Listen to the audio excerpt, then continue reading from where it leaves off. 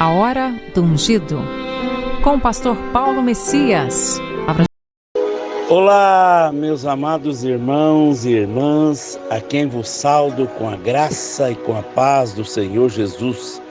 Eu sou o pastor Paulo Messias, da Igreja Videira de Canaã, Goiânia, Goiás, Brasil, para o mundo, chamado por Deus para curar os enfermos, libertar os cativos e pregar o Evangelho da graça.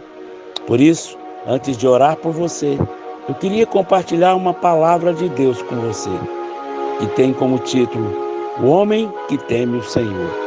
O Senhor tem promessas tremendas para nós e para nossa família. Precisamos nos posicionar para tomar de volta tudo aquilo que o inimigo roubou. Não podemos ser passivos na questão, devemos ser como aqueles valentes de Davi, que se posicionou de tal forma contra o inimigo que a sua mão ficou pegada à espada, em 2 Samuel 23:10. A verdade é que a mão e a espada se tornaram um. Precisamos nos tornar um com a espada do Espírito. Quando nos tornamos um com a espada de Deus, pode fazer grande livramento. Eu creio que há um grande livramento para a nossa família. Não deixe que o inimigo toque nos filhos, na sua esposa ou nas suas finanças. Enche o seu coração com uma imagem de fé. O Salmo 128 é uma poderosa imagem de fé, de como Deus deseja abençoar a nossa família. Ele começa dizendo, bem-aventurado aquele que teme o Senhor e anda nos seus caminhos. No trabalho das suas mãos comerás. Feliz serás e tudo irá bem. Tua esposa no interior da tua casa será como uma videira frutífera. Os teus filhos como o rebento da oliveira, a roda da tua mesa. E eis como será abençoado o homem que teme ao Senhor. Salmo 128, verso 1 ao 4. No Salmo 1 também diz, bem-aventurado o homem que não anda no conselho dos ímpios, e não se detém no caminho dos pecadores, e nem se assenta à roda dos escarnecedores. Antes, o seu prazer está na lei do Senhor, na lei medita de dia e de noite. Ele é como árvore plantada junto às águas correntes, que no devido tempo dá o seu fruto, cuja folhagem não murcha, e tudo que ele faz é bem sucedido. O homem também que teme o Senhor, em Jeremias 17:7 diz, bendito o homem que confia no Senhor, e cuja esperança é o Senhor, porque ele é como árvore plantada junto às águas, que estende as suas raízes para o ribeiro, e não receia quando vem o calor, mas as suas folhas ficam verdes. No ano da sequidão, não se perturba e não deixa de dar fruto. Do trabalho das suas mãos comerás, feliz será e tudo é bem. A promessa de Deus é que você vai comer do trabalho das suas mãos e não do trabalho das mãos do outro. Ninguém terá que sustentá-lo, porque você terá a bênção do Senhor. Sabe, você vai prosperar. Deus quer que você seja feliz. Alguns imaginam que Deus planejou para nós uma vida difícil e com muita luta e tribulação e pouca alegria e desfrute. Mas é o oposto disso. A vontade de Deus é a sua felicidade. Pedro fala de vivermos dias felizes, sabe? Fazer churrasco, se alegrar com a família. O homem que teme ao Senhor diz, tudo irá bem. Essa é uma promessa maravilhosa. Se tudo irá bem, então seremos bem-sucedidos em tudo o que fizermos e o nosso caminho será próspero. Tudo isso é favor de Deus em tudo. A tua esposa no interior da sua casa será como uma videira frutífera. Os teus filhos como o rebento da oliveira, a roda da tua mesa. Isso foi escrito para homens, mas as irmãs podem confessar que o marido será o provedor da casa. Atenção, homens, você deve ser o provedor da casa. A sua esposa será como uma videira frutífera. Uma videira frutífera produz muito vinho, no qual nos embriagamos.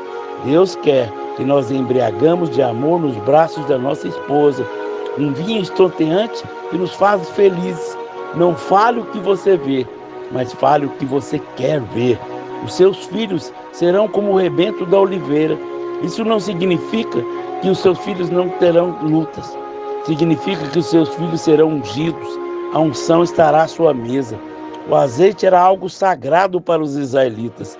Eles usavam para ungir coisas santas, usavam como combustível para lâmpadas. Algumas vezes usavam para o propósito medicinais. Usavam também como alimento e para fazer sabão. Numa certa ocasião, o guia estava explicando em Israel que eles prensavam azeitonas 3 vezes para tirar o azeite. A primeira prensa era usado o óleo para iluminar o templo. Era o combustível de menorá. A segunda prensa possuía o óleo para fins medicinais e a terceira produzia o azeite, que era usado para fazer sabão, ou seja, para limpeza e purificação. Eu creio que o Senhor passou por essa prensa. A primeira foi no Getsemane, que significa prensa do azeite. Quando o Senhor passou por essa primeira prensa, foi no momento de densas trevas, para que hoje haja luz no santuário da nossa vida.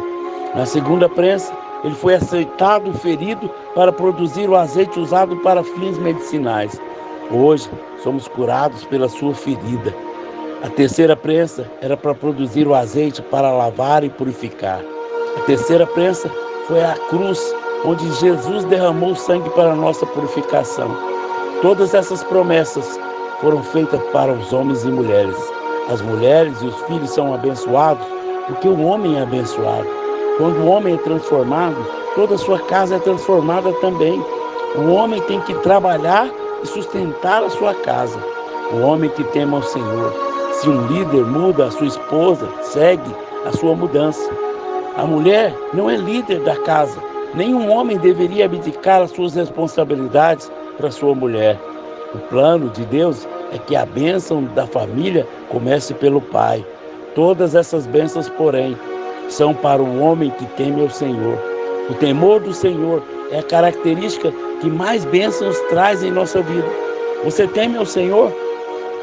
Quando se trata de temor, muitos presumem que o temor do Senhor é ter medo dele, mas nada pode estar mais longe da verdade.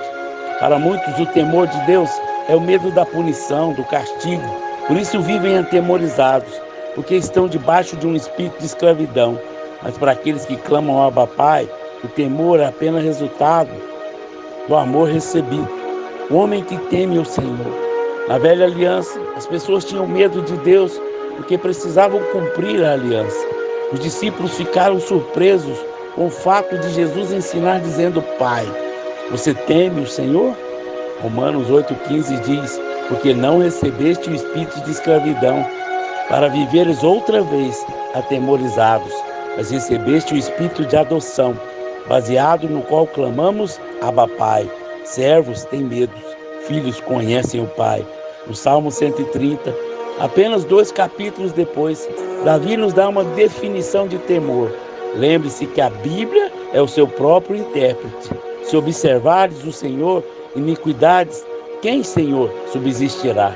Contigo, porém, está o perdão para que te temam. Salmo 130, versos 3 e 4. Você teme ao Senhor? Se olhar para nós e contemplar em nós a iniquidade, ninguém subsistirá. Louvamos o Senhor, porque nesse tempo da graça, o Senhor vê o sangue sobre nós. Ele vê o sangue e as iniquidades são removidas. Davi diz que o temor do Senhor vem quando nós compreendemos que fomos perdoados. Quando meditamos no quanto custou o Senhor, perdão da cruz, o temor de Deus nos enche o coração. Assim, o verdadeiro temor é fruto de alegria, ter os pecados perdoados. A verdade é que somente a graça de Deus pode produzir temor em nós. Em Mateus capítulo 4, quando o Senhor foi tentado pelo diabo, ele respondeu com o texto do livro de Deuteronômio. Em Mateus 4,10 diz: ao Senhor teu Deus adorarás, e só a Ele darás culto. Mas quando nós lemos o texto que ele está citando, ele está um pouco diferente. O Senhor teu Deus temerás, e a Ele servirás, e pelo teu nome jurarás. Deuteronômio 6,13. Temer fala de adorar, servir, prestar culto. No Velho Testamento está escrito: o Senhor teu Deus temerás. Mas o Senhor mudou o texto para o Senhor teu Deus adorarás. Ele trocou a palavra temor por adoração. Nós não fazemos isso, mas Ele mesmo, o autor da Escritura, Isso significa que a adoração é o verdadeiro temor de Deus. Você anda nos seus caminhos? Quando a palavra de Deus fala de andar nos seus caminhos, está falando, na verdade, que nós andamos seguindo o Senhor. Aprender a seguir o Senhor é uma questão vital. Caleb foi alguém que seguiu o Senhor. Ele era um dos 12 espias enviados por Moisés para espiar a terra de Canaã. Ele e Josué voltaram cheios de fé para a conquista, enquanto outros afundaram na incredulidade.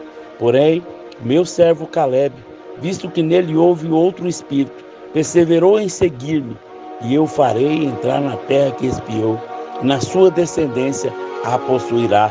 Números 14, verso 24. O Senhor disse que Caleb perseverou em segui-lo. Como Caleb seguiu o Senhor, ele simplesmente creu que o Senhor lhe daria a herança. Ele tinha um espírito diferente dos outros espias. Quando cremos em sua palavra, o Senhor diz que nós estamos seguindo. Caleb peregrinou com o povo por 40 anos, mas o seu coração estava na terra que mana leite e mel. Em todo o tempo, ele seguia o Senhor. O Senhor Jesus falou muitas vezes para que o seguíssemos.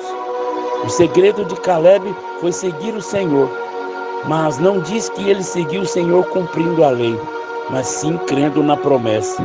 Hoje também somos desafiados a crer na promessa. Quando cremos, nós seguimos o Senhor. Caleb e Josué foram os únicos que receberam a herança da promessa, porque foram os únicos que seguiram o Senhor. João e Pedro são símbolos de dois tipos de discípulos. João representa aqueles que se gloriam em serem amados pelo Senhor. Pedro representa aqueles que gloriam em amar o Senhor. Depois da ressurreição, o Senhor aparece a ambos, mas João diz que o seguia o Senhor. Então Pedro, voltando, viu também e ia seguindo o discípulo a quem Jesus amava, o qual estava na ceia e se reclinara sobre o peito de Jesus, e perguntara: Senhor, quem é o traidor? Vendo, pois, Pedro, perguntou a Jesus: E quanto a esse? Respondeu-lhe Jesus: Se eu quero que ele permaneça até que eu venha, que te importa? Quanto a ti, segue-me. O texto diz que João ia seguindo Jesus. João estava consciente do amor do Senhor por ele. O resultado disso é que ele seguia o Senhor. Mas ele seguiu o Senhor de uma forma espontânea, sem nem estar consciente disso. Quando você está consciente do amor do Senhor, você já está seguindo o Senhor. Mas Pedro se gloriava do amor pelo Senhor, que teve que ser exortado a seguir o Senhor. Quanto a ti, segue-me, diz o Senhor a Pedro. Precisamos lembrar as pessoas de seguirem o Senhor quando elas não se sentem amadas, nem descansam a fé em promessas de Deus. Frequentemente, nos vemos olhando para esse ou para aquele líder e perguntando ao Senhor: e quanto a esse? Mas nesse momento, a resposta do Senhor é sempre essa: quanto a você, segue-me. Precisamos de parar de culpar os outros ou criticar os outros, o trabalho dos outros. Se estamos conscientes do amor de Deus, nós o seguiremos espontaneamente. Em João capítulo 3, verso 22. E aquilo que pedimos dele, recebemos, porque guardamos os seus mandamentos e fazemos dele o que lhe é agradável. Ora, o seu mandamento é esse: que creiamos em nome do seu Filho Jesus Cristo, que nos amemos uns aos outros, segundo o mandamento que ele nos ordenou. Aleluia! Glória a Deus! Vamos orar? Vamos falar com Deus? Pai, eu oro ao Senhor, eu oro ao Espírito Santo, que traga revelação ao coração dos seus filhos, para que essa palavra traga luz, traga discernimento, para que nós possamos temer ao Senhor, ter reverência diante dele em todas as circunstâncias. Ajuda-nos, ó Espírito Santo, a seguir o Senhor. Livra-nos da queda, livra-nos da vergonha, livra-nos da derrota, do fracasso, da falência. Consagramos ao Senhor o nosso coração, em nome de Jesus. Amém, amém e amém. Você, meu amado irmão, minha amada irmã, que foi edificado por essa palavra, nos ajude a divulgar o nosso canal, para que mais e mais pessoas conheçam a graça do Senhor. Deus abençoe ricamente a sua vida, em nome de Jesus.